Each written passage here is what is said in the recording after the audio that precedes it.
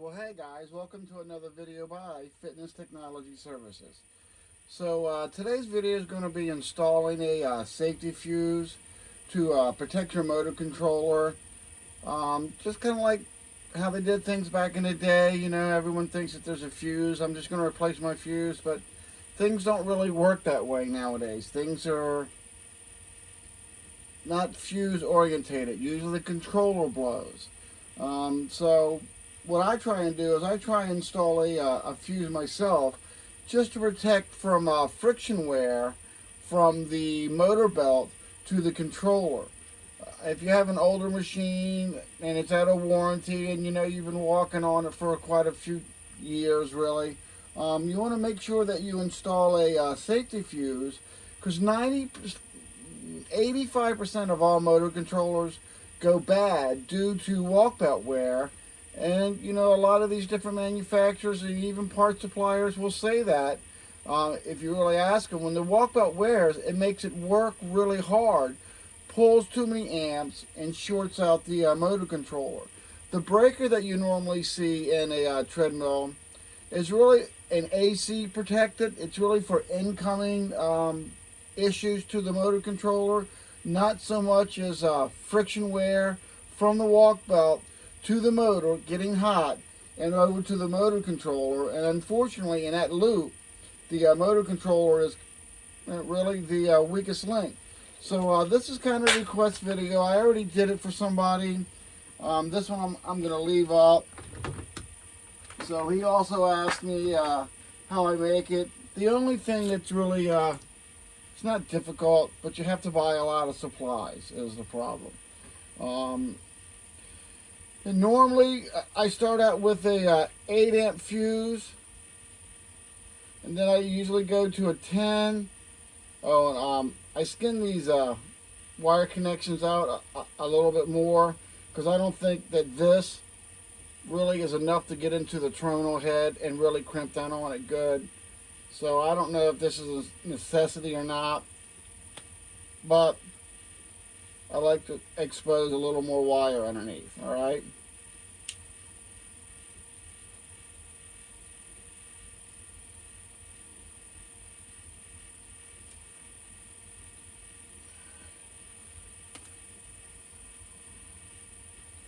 Okay.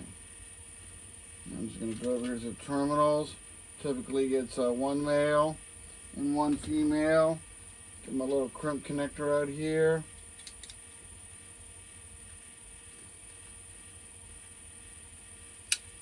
Crimp that down right there. So there's one side. Now I need the receiving side.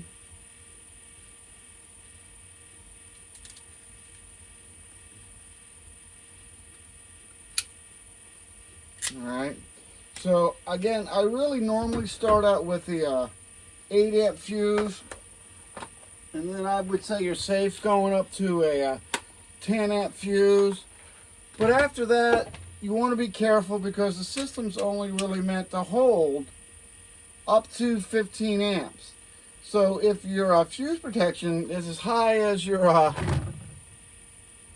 actual fuse protection in the machine, well, then you're going to blow the controller again. So the one thing I want to warn everybody, if you do this and this fuse blows, the motor will stop suddenly. There'll be no power to the motor. If you don't do this and the motor controller blows, the treadmill will still stop suddenly. The only difference is one will cost you, I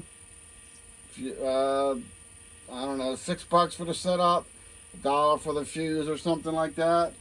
And the other one will cost you a new motor controller. So both will make it stop suddenly, but this is just a lot more cost effective. Then typically I find the problem runs on the positive side of the motor. So I'm just going to hook this into this right here. And then I'm going to struggle, I don't have a light, to hook it into the motor. So I'm going to have to move that out the way, of course. But that's all there really is to it. So if you're having a belt friction problem, which is pretty common on treadmills, it's kind of what I do, really. I mean, the job really is replacing these controllers and these walk belts.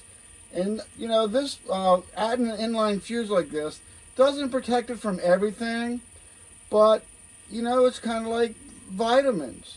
You don't really know 100% exactly what they're doing. Sometimes it can make you feel a little better.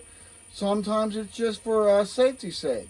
But I've got a couple of clients now that use these pretty adamantly, and I have somebody that's gone through like 3 or 4 fuses, so it's time for him to get a walking belt.